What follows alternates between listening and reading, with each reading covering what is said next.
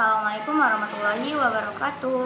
Kembali lagi bersama saya Naya Alifah Salsabila dari jurusan Pendidikan Bahasa Arab semester 6. Di video kali ini saya akan membahas tentang indikator pencapaian kompetensi, yang di dalamnya membahas tentang bagaimana sih cara pengembangan indikator pencapaian kompetensi dan rincian IPK dari kompetensi dasar 3 dan kompetensi dasar 4. Jangan lupa simak videonya ya.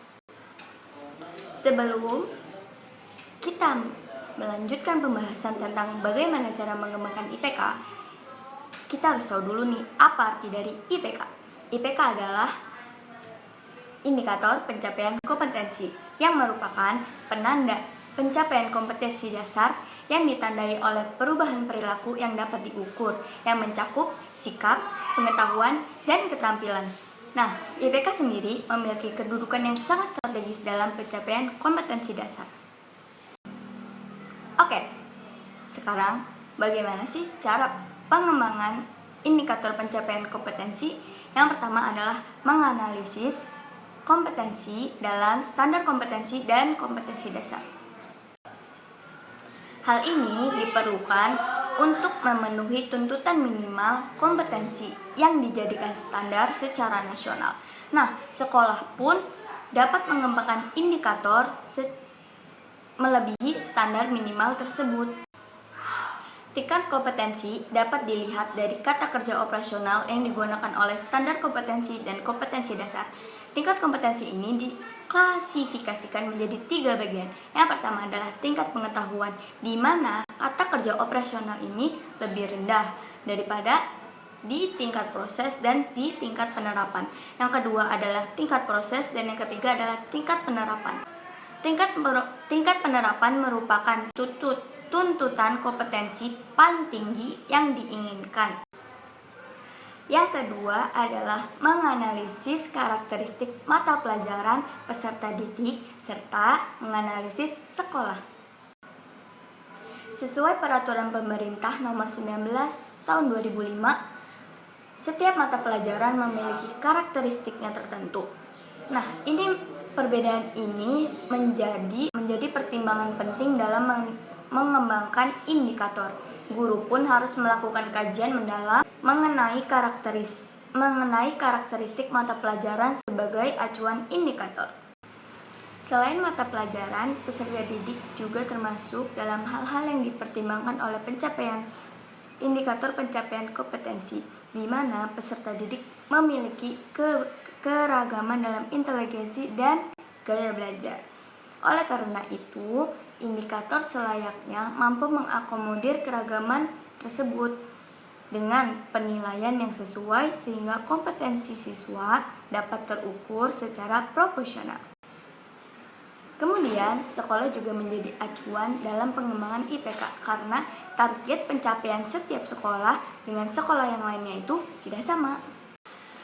Yang ketiga adalah menganalisis kebutuhan dan potensi peserta didik. Kebutuhan dan potensi peserta didik perlu dianalisis untuk dijadikan bahan pertimbangan dalam mengembangkan indikator. Nah, peserta didik ini mendapatkan pendidikan yang sesuai dengan potensinya dan kecepatan belajarnya, termasuk tingkat potensi yang diraihnya. Yang keempat adalah merumuskan indikator, dan yang terakhir adalah mengembangkan indikator penilaian.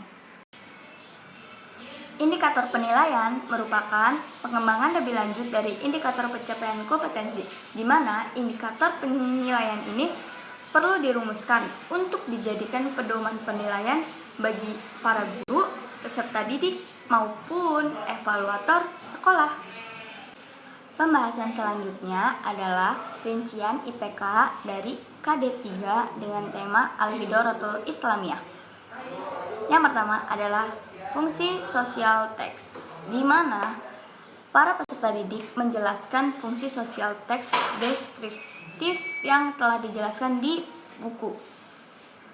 Yang kedua adalah struktur tes, di mana para peserta didik dituntut untuk memahami unsur pembentukan teks deskriptif. Yang ketiga adalah tindak tutur, di mana para peserta didik ini dituntut untuk memahami kalimat tuturan.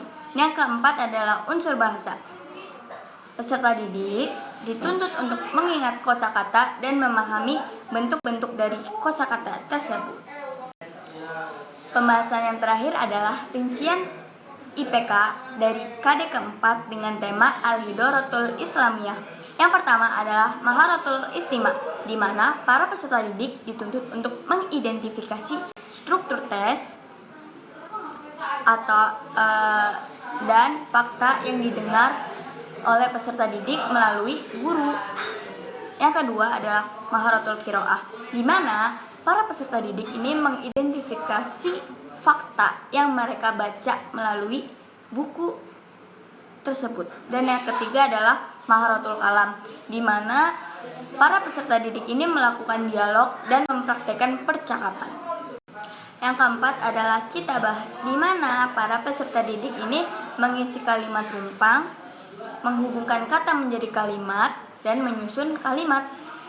Oke, cukup sekian video presentasi dari saya. Semoga bermanfaat untuk kalian semua. Wassalamualaikum warahmatullahi wabarakatuh.